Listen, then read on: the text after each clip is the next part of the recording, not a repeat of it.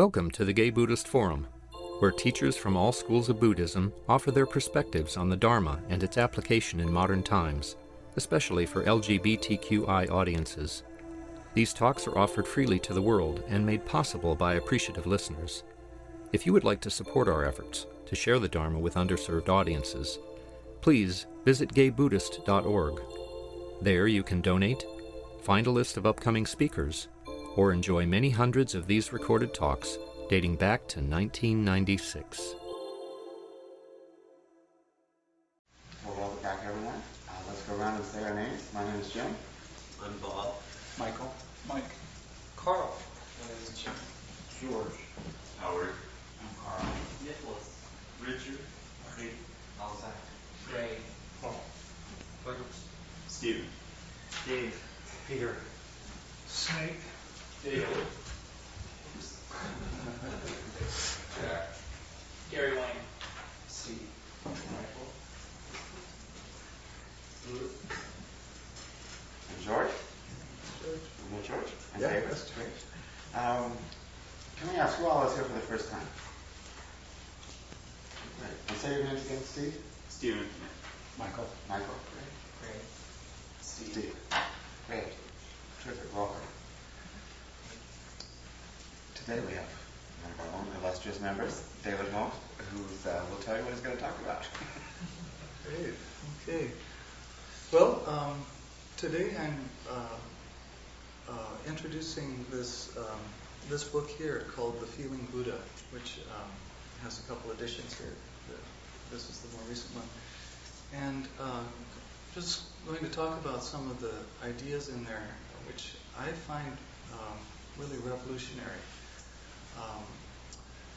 in a very good way, to preface that.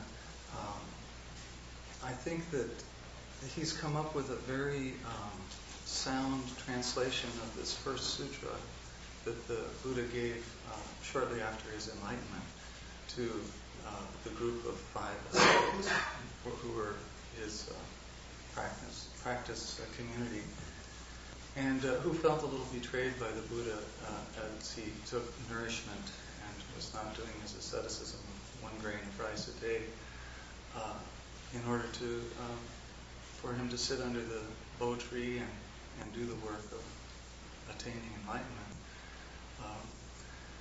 And so when he comes back a couple of weeks later to deliver this talk to them, I'm sort of trying to paint the picture of what that would be like. You know, they're a little bit skeptical, but they see that something's going on with this guy, and he looks like he's clear. He looks like he's had some sort of an experience, and they want to know about it.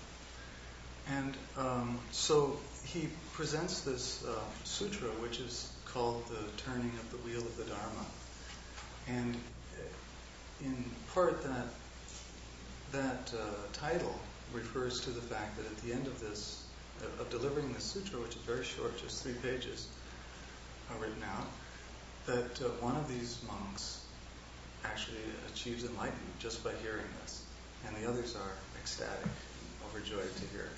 They're not quite firm believers yet, but one of them, his pure Dharma eye is completely opened. That's what they say. So this sutra reveals really what the Buddha's enlightenment experience was, what it consisted of. It's very clear that he goes through and says what his mind was like before and what it was specifically that he understood in certain ways that he understood it, and afterward he could say truly that actually the way he phrases it, before I could not be sure that there was anyone in the world who was completely enlightened, but after I understood these things and my mind was clarified in these ways, then I knew that someone in the world had woken up. So it's a little kind of mysterious way to not refer to yourself there, because that is still the mystery. What was enlightened? He doesn't say, I got enlightened. So I'd just kind of like to introduce what is kind of radical here. I almost look at this, for myself, and mainly my purpose in presenting this is I'd love people to read this book just so that I could talk to them about it, because and as I am lending it out. I bought like 5 copies and just lending them out. People are going, "Oh wow, this is great." Jim got a copy. And it's kind of almost hard to believe that something so central as the Four Noble Truths would have this this ambiguity on a couple of key terms that you can just sort of trace the whole history of Buddhism going in different directions from an understanding which, well, according to him, might not be quite on point. And so I'd like to, spend most of the time talking about that key difference and that key translation, and then the ramifications of it, what it really means for practice.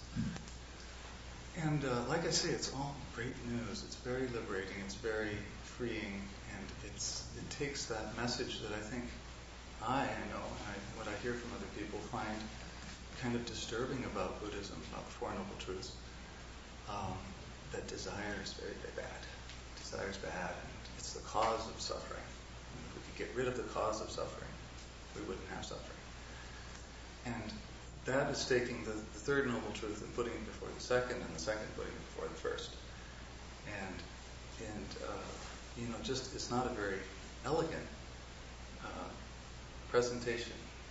And the way that he has it, it proceeds in an orderly fashion. 1, 2, 3, and then 4 is the fruit of all of the first 3.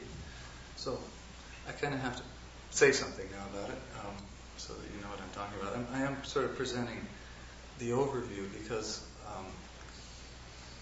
I don't know how to address this, because at one time, in one sense, I'm offering a critique of the way it's traditionally been, trying to put that simultaneously with the presentation of the new translation. So that's a little tricky, and so if you're aware of that, maybe it'll be easier to follow.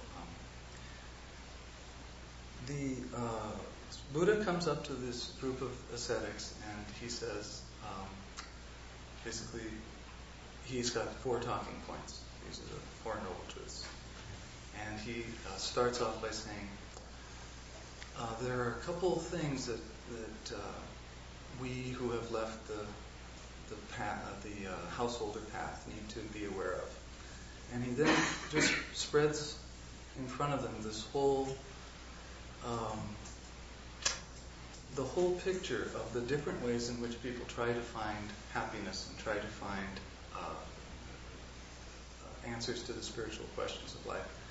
He says, this practice of just following your heart's desire and going after things that will make you happy, if you're hungry, eating good food, and if you're surrounding yourself with luxury, sort of the libertine life. He says this is the common way, and this is the way most people try to organize their lives. They try to avoid things that make them unhappy, and they surround themselves with good food and good people and good activities, and keep healthy. And this is normal. This is that whole realm over there. We can't just follow our desires. That's not going to lead to anything sustained. And then others of you, he's talking to these ascetics, and he says, now, you guys have taken this other path. You're doing your yogic disciplines. You're trying to purify yourself. You see in the world all kinds of suffering, and you know that you can't find any sort of bliss, lasting bliss here. So you're trying to cut yourself off from existence. You're doing self-mortifications, really. You're not eating. You're not getting enough rest. You're staying up late meditating, and your bodies are falling apart. And they go, yeah, what's up with you? We saw you, the milkmaid there brought you some offerings, and you ate them, and what's up with that? So he's saying, there's a middle way, and the middle way is the noble 8-limb way: right view, right thought, right speech, right action, right livelihood, right effort, right mindfulness, and then leading to right samadhi, right realization. And then he that says this is where I'm going with this. So he presents that at the first. That turns out to be the fourth noble truth. But this is the state, the practice, and the state that is attainable. Then he goes back and says, okay, let's look at this. And the first noble truth is he's giving over all the argument that they have. He says, dukkha. Dukkha is everywhere. Birth, very traumatic to come into the world. Old age, falling apart is not fun. Sickness, getting struck by something. Death, your own or others' contemplation of death. This is unpleasant. And then he goes through the list. Grief, lamentation, pain, depression, agitation. And then being associated with things you don't like, not being around things you do like, and not being able to get what you want. He says, that's everywhere. That's going to come up at least every hour, every minute of the day, something unpleasant. And this dukkha then is often translated as suffering. But if you look at the list, it really is more appropriate to call it afflictions, or misfortunes, or things that arise in the world that would probably cause you to be unhappy. He just lists these prompts to unhappiness, not the unhappiness itself. And then the second noble truth, he says, automatically in your body and in your mind will arise a reaction to these things. You will seek to get away from them. You'll seek to find something pleasant. You'll seek a distraction or some denial of this. Or you will want, you'll work to be somebody who is not afflicted in this way. Or you will, shun the existence that you have and become withdrawn and depressed. So he basically says it's thirst for self-recreation. It blights upon whatever pleasures are to be found here and there.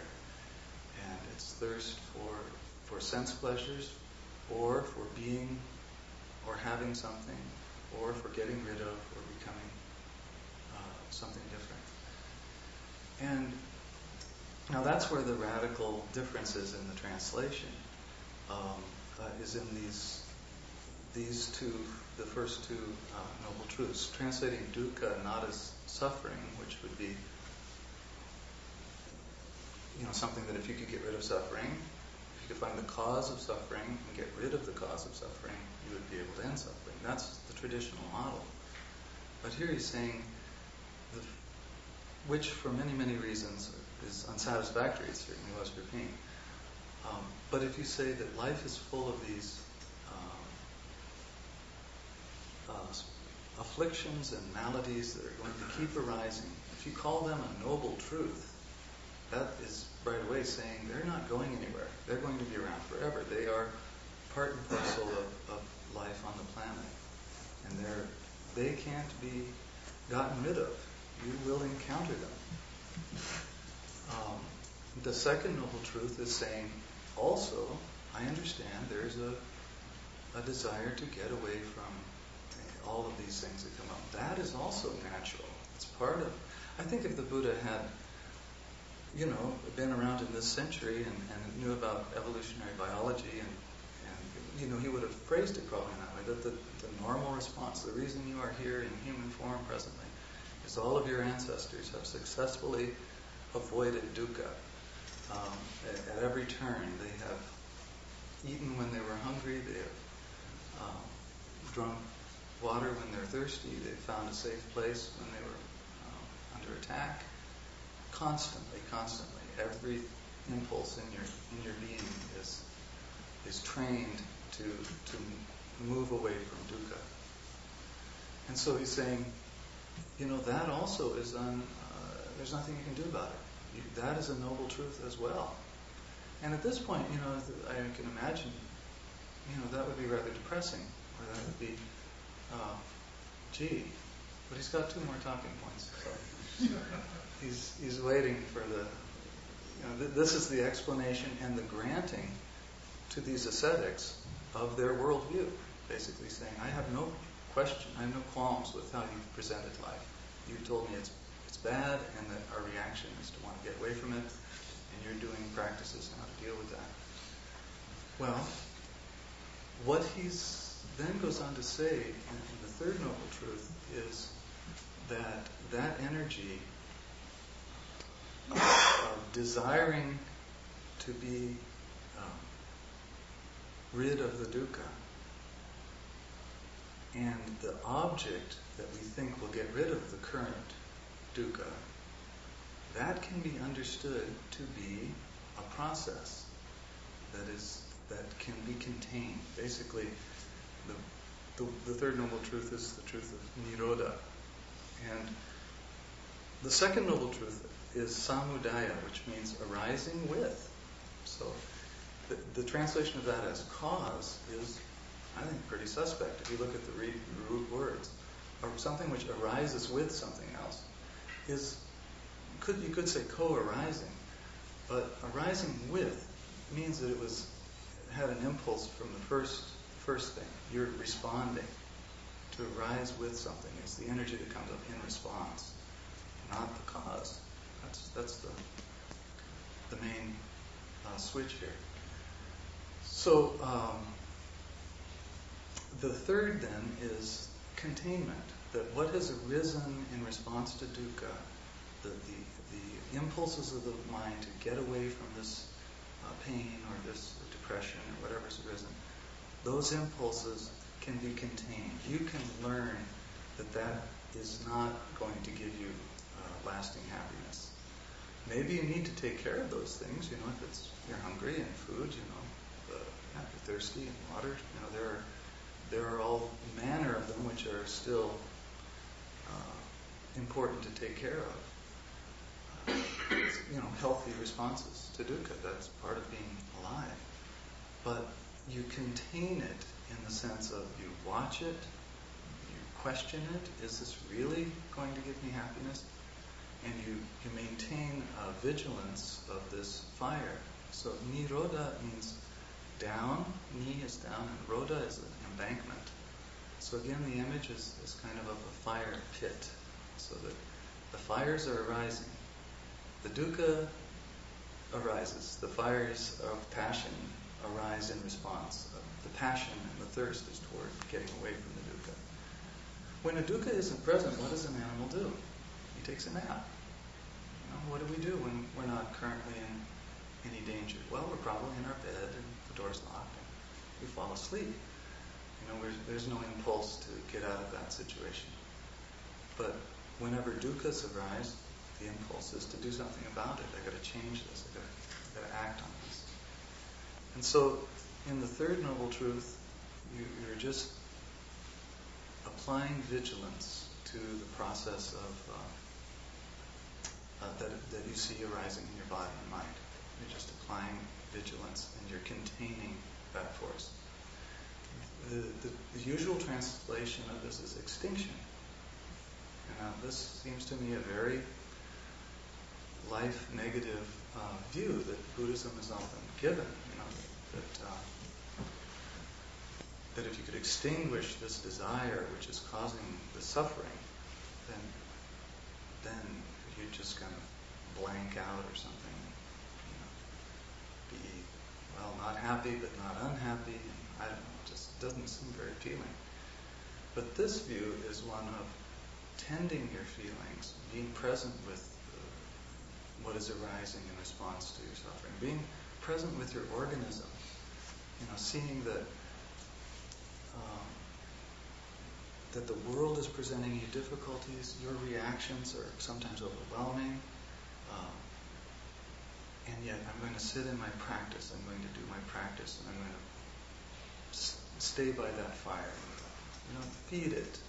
It's plenty. I got plenty of fuel, but you keep it contained. It's containment.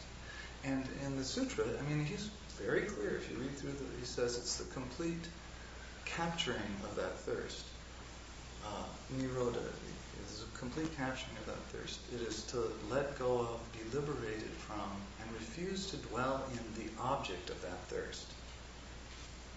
You refuse to say, okay, by getting a new car, I'm going to be happy. You see the impulse, you understand it, you say, okay, yeah, I really believe if I got this new car, and I can think of a lot of reasons why that would be great. But you refuse to dwell in that object that your body, mind is pushing you toward to cure your state of unhappiness. And then, what is really cool at this point is the Buddha then says the fourth noble truth. Now, after giving all that in great detail and delineating it very clearly, he then does something which I think is interesting. He just lists right view. This is the path. The fourth noble truth is the path. Right view, right thought, right speech, right action, right livelihood. It can mean also complete or whole or some sense of noble, right? Something healthy. And he just goes through basically all the energies of your life and says, if you can get them in line and get them, lined up, the middle way. But what I think is interesting is he doesn't need to go into detail what that right view is or what the right thought is. Sort of is saying, as a human being, you know that. You know what's right. You know what's wrong. You just feel it. Just experience. When you have those energies that are driving you off, contained, what does it feel like? That's right thought. That's right speech. Right speech will emerge from getting your energies centered. The middle way. I also think, and I'm just going to say this, he doesn't go into this at all, but I have this little thought, and it's kind of either a nice mnemonic for remembering the Eightfold Path, or maybe it's what he was actually doing when he was giving his teaching, right? These are ascetics, they're yogis, they're very familiar with the chakra system. And they correspond.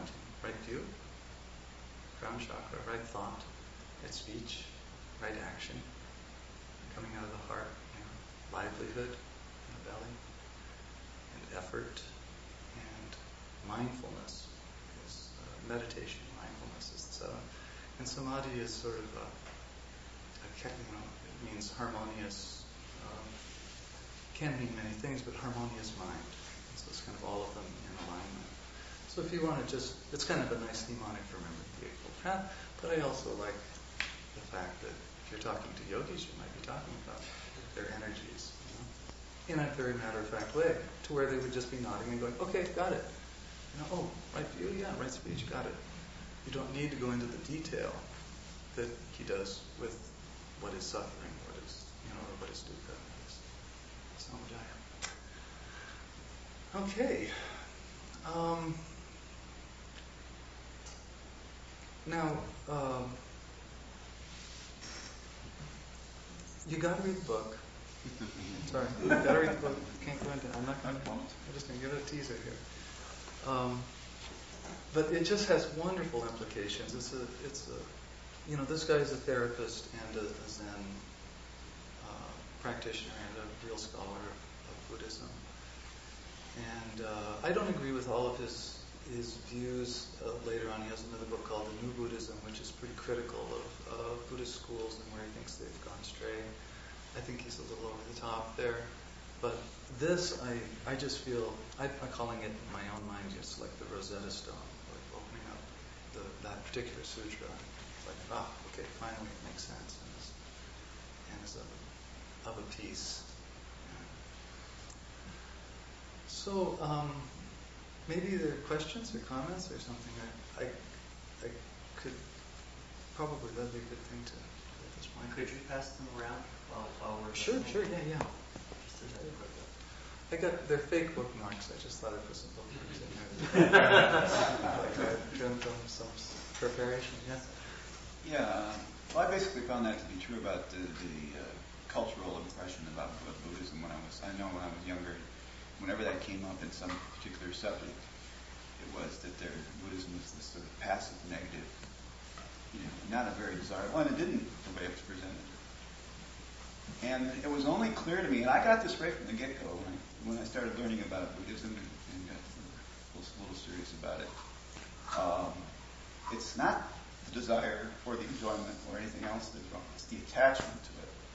And if I wouldn't have been clear about that, I probably couldn't have continued on because I would have rejected it just out of hand.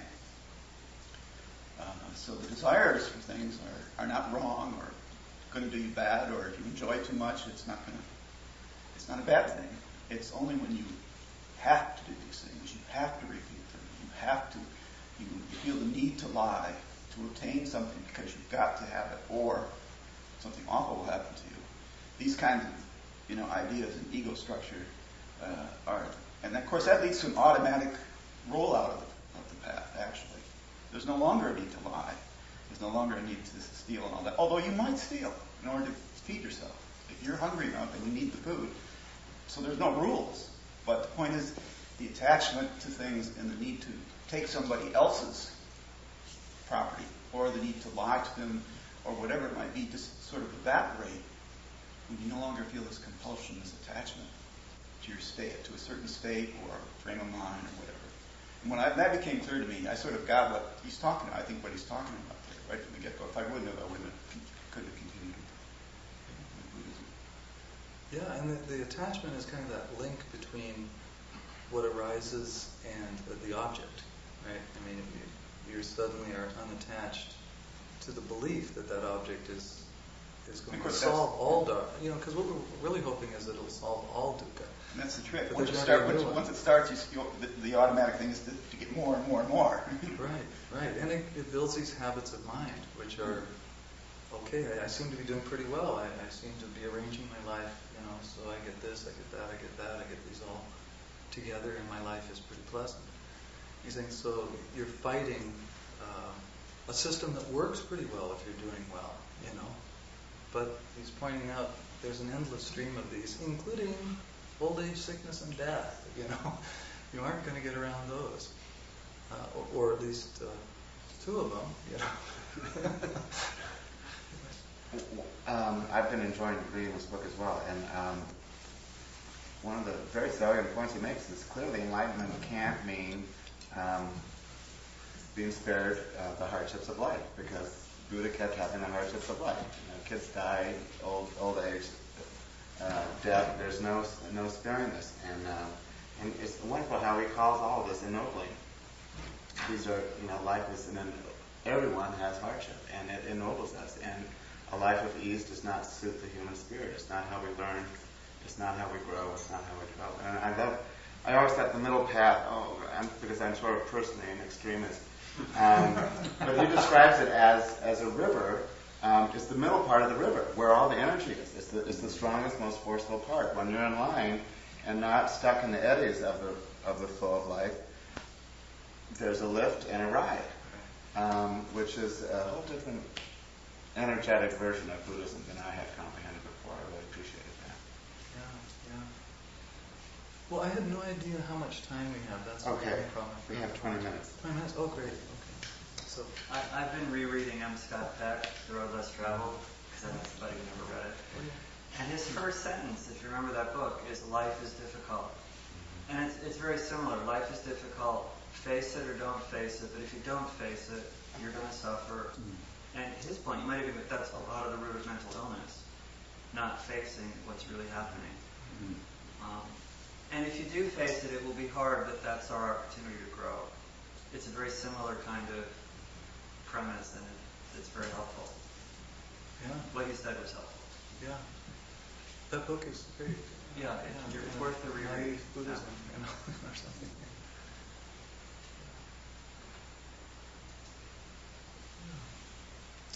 It's also amazing that there could have been a basic misunderstanding way back in the evolution of Buddhism. I mean, it's certainly true in Christianity. I mean, they discovered these old texts that were buried that give a howlingly different slant on the life of Jesus. And I don't know if any of you saw the play Wit. It's about a Dun poet, scholar, and she discovers right before she dies that her whole life had been structured around a misperception, a misunderstanding of the use of a semicolon in one of his poems. She had parsed it wrong her whole life, and as soon as she understood it, she was able to die. Fascinating, but Yeah. Well, that's it. Just to comment on that. I mean, when I read this, I just was like, everything fell into place. This corresponds with all the mystical schools and the logical, scientific. That's the other thing I would love to talk about is how this my pet project is writing about evolutionary biology, and this suddenly is a model that explains. It's like he's trying to talk about evolutionary biology without any of the data fields, the paleontological record. But he's got it down, and it doesn't need any adjustment. It's perfectly sound 2,500 years ago. Maybe some people saw this article in the Sunday Times magazine section a few weeks ago, where they're studying people's ability to assess how much the acquisition of something is going to bring them happiness. And invariably they get it wrong. Whatever it is that they think they want, whether they can measure, how much happiness they think they get it, and it doesn't bring that amount of happiness. I forget some of the other points the article made. People saw it. But it seems to be, we're studying this in the lab. Yeah. Oh, yeah. Well, that is what I think. There's a lot of talk, or there's been a lot of history of the scientific community interacting with Buddhist scholars and finding this. But it's usually physicists, and they're trying to see this emptiness and the void of space, and trying to make these parallels. But that's not what the Buddha's addressing ever. We're just talking about humans and their suffering and their dukkhas and the world and beings and how they react to it. So it's biology and psychology and healthy living. Yeah. The other thing that's wonderful is this the last fold of the Eightfold Path is right samadhi, and that's a term worth looking at because it is distinct from the others. It is consummate view. It's a mind in harmony, and often you're told that this Eightfold Path isn't really going anywhere. But I don't think you call it a path if the last thing wasn't somehow important. And it is the last one mentioned in the list. And so these samadhi states are also seen as visions of a world at peace, or a world in which suffering is minimized, in which kindness and compassion are present and flourish. And so the Buddha was, that's the other thing, I do want to say one thing about this, that he goes through and enumerates what is enlightenment consisted of. And those are the 12 turnings of the wheel, they're called. And there are 3 realizations about the Four Noble Truths. The first realization is what it is, naming it, seeing it. The second, that it really should be called a noble truth, that it is always present and that it's ennobling. And the third, that realization of each of these truths has dawned. And he's saying that that's when he was able to say, after all those 12 turnings, the Dharma is now in the world, and I've now taught it, and someone has woken up. And so that's the turnings of these wheels of the Dharma. It's like getting the machine going. And he's very specific. At the end of each of the 12, he says this line, which you can imagine it being recited. They repeat a lot in these sutras. But this one says that was the insight. He names the thing and says that was the insight, understanding, wisdom, knowledge, and clarity which arose in me about things I was not taught. And he says that each time. So, he's just saying, grok it in the fullest possible way, in all the ways in which your mind and body can experience this, as wisdom, as something worthy of being passed on, knowledge as something that's accessible to a scientific view, clarity, something which brightly illuminates the world. Insight, something which reveals the underlying structure. Arose in me, which arose in me. It has to be yourself. You have to feel it in your own being. About things you weren't taught. You can't rely on a teaching for this. You have to experience it. And once you do, you're enlightened. And Kondanya was enlightened. The Buddha just pointed to him and says, he understands. And from that point on it says, he was known as Kondanya who understood. And that's his enlightenment. And in the Buddha's day, people were being enlightened left and right. Entire assemblies were waking up. Why? Because isn't that, it's available. It's right here. We want it somehow to be in the future, so we're not responsible for it. We want it to be in another realm, so we don't have to really do anything, maybe. Or maybe it's a way to avoid. But to know that it's present, and that it's occurring all the time. No, and there was a sense in this book, in a presentation of the Buddha as very charismatic teacher. He was magnetic, and people were drawn to what he embodied, and it's a different take. Yeah. That's why it was so persuasive, and because he really was walking his talk in a very magnetic way. He's a good-looking guy. But clearly, He's a good-looking guy. He's hot. He's hot. Yeah, it's hot. Yeah. Supposedly he was hot.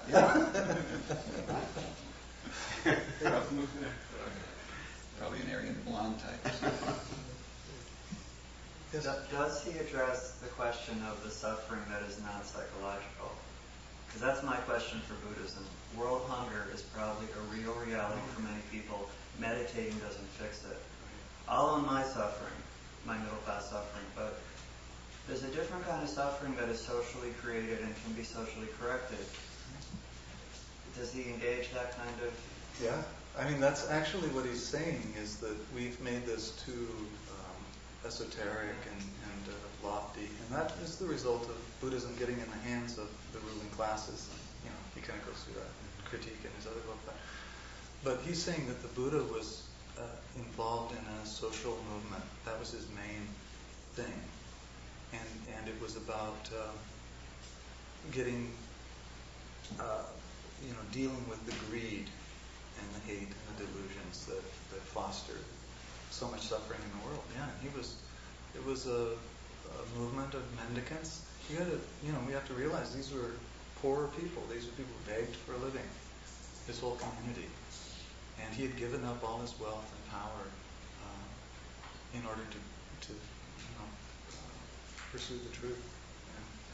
And what he saw was the ways in which we hurt each other in the world, and what was needed was real radical change, political change, and that's what he was involved in, according to this guy. And he does speak a lot about it. I'm not sure if in this book so much as in... Do you remember, Jim? I haven't finished it. I'm kind of getting a little... Okay. It is a good time. Yeah. Well, in sort of, that's kind of like the 6 pillars of Buddhism. They always have these numbers, but it was practice, it was Dharma, and inner growth, and the 3 jewels of Sangha, and a teacher, and service. So it was part of, and his wife, the one he left, was very engaged in service. And some of the stories, he really promoted that for people of service. And so I don't know. We don't. We do service here, right? There's the many. The Hamilton House project, Yeah. And I know if you have people raise their hand, I know in these kind of groups, a lot of people do volunteer work. Right. Sure.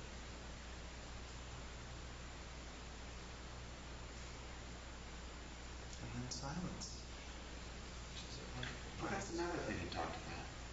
Okay, I've always found Buddhist, at least teachings in the West, give a very pale description of the meditative state. And emptiness seemed like absolutely the wrong word for what I was experiencing. And I found some validation for that. That there's a very full. It's a sense of fullness. Your little tiny petty mind may be still and may be empty of that, but the experience is not just of a void, it's of a fullness. I like the word pregnant. Yeah, pregnant, right? Yeah. The womb, the Tathagata, they say. Yeah. When you get the kind of petty structures out of the way, then the energy comes in. And it's like into using that Shakti, passionate energy, get it flowing, get it working its way right through your system.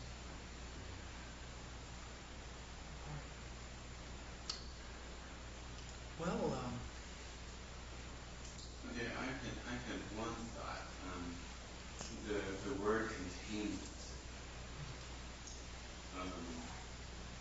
was an interesting word for me. So containing, I had this, you described it so beautifully, the fire and the bank around it, and that's the practice of containing the fire. Is there a sense that the fire ever gets beyond our capacity to contain? all the time, That's why the practice is. Kondanya's realization, he said, he awoke, it says in the sutra, his pure Dharma eye was completely opened. He realized that whatever can arise can be contained. That's when the Buddha knew that he knew. No, it can be contained. It can be contained. And that was when the Buddha says, I now know that the liberation of my mind is unassailable. And then he says, this is the final step. There is no further step. Realizing this about the nature of the universe, about suffering or about afflictions, what arises in response, that it is possible to contain it, and the path that emerges from that. Realizing those fully, that's it. There are other adjunct practices you could do to become a better bodhisattva, yogic disciplines and so forth, that will help you. But it can be done. He says he did it, and Kondanya realized it too at the end of this sutras.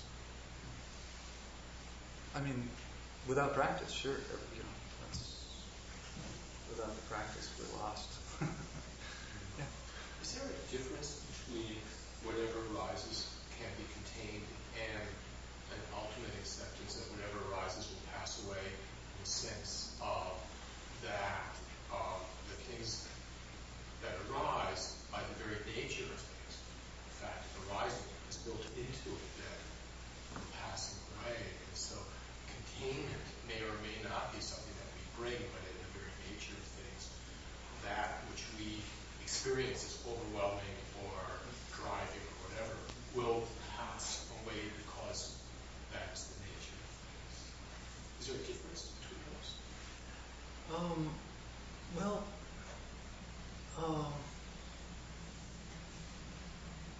The passing away of something is another mark of its.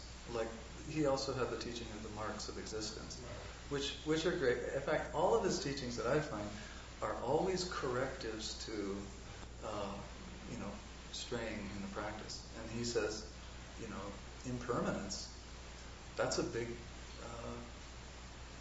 teaching that you can't find something that's going to be permanently satisfying, and it will pass away. But also, the feelings of the yucky feelings will change. Something terrible can't last forever either. I think that's what you're. Well, what I was trying to get at is that what's been useful in my life is that the not attempting to contain, but allowing, that sort of movement so that I don't resist it, because in the resistance to it comes then a process which turns out for me to be kind of unskillful. Yeah, I don't like the word containment for the same reason. Right, okay, well, the way I look at it is it's containment by awareness. Right, okay, There's nothing physical, and it's nothing like moving the energies into this vortex or something. It's your awareness, your consciousness is bigger than anything that can emerge in your life. And if you take refuge back into what did we call it, Buddha mind or something, the fire can be seen as being contained, maybe, not actively contained. And the other thing that's so wonderful about this view of it is it's really open-ended. I mean, that he doesn't go into detail about what to do next and trusts these yogis. He could have put on a 4th page on the sutra. That's not that much. He could have added, but he didn't. He said, there, after you know these 3, this emerges. Do with it, kind of, you'll know what to do. So it's a faith in what's inside a human. That's a good place to stop. Yeah. Thank you very much. That's great. So, announcements. Richard Hedden is our host. Yes, and I brought stuff to lunch on afterwards. And let's see, we have a Dharma goal. So the suggested donation is $5 if you can. Let's see, and if you use a teacup, be sure to wash it out.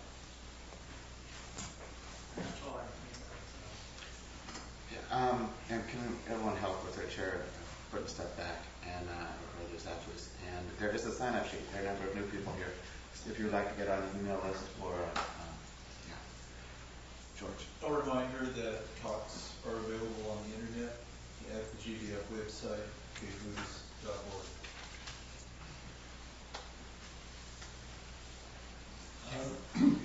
It's not in the newsletter, but Clint called me and talked me into hosting Thanksgiving this year. Okay. So I guess I'll be doing that. There's a queer eye for the queer guy. I could use you before Thanksgiving. And we're going to try to get some flyers and have them available. You can put them out. Thanks, Marty. That's great. And that if people want to, they can hang around, go out to lunch afterwards and back as well. Just to remind folks that one of our regular Dharma teachers, Jim Wilson, will be completing his work with us on the first Sunday in November. So it will be kind of a farewell opportunity to keep him up. Is that a day of steering committee meeting? Yeah, it would be. That's a steering committee meeting after that. Okay, great. Let's get in a circle. David, thank you again for as well.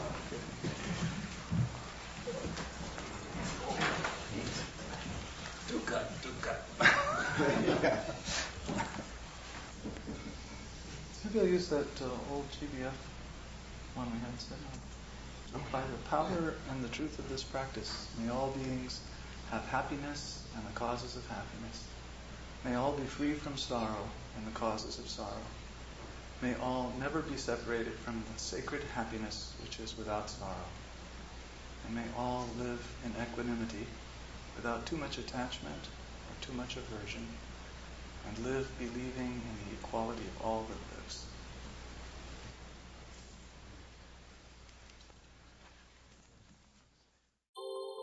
Thank you for listening to the Gay Buddhist Forum.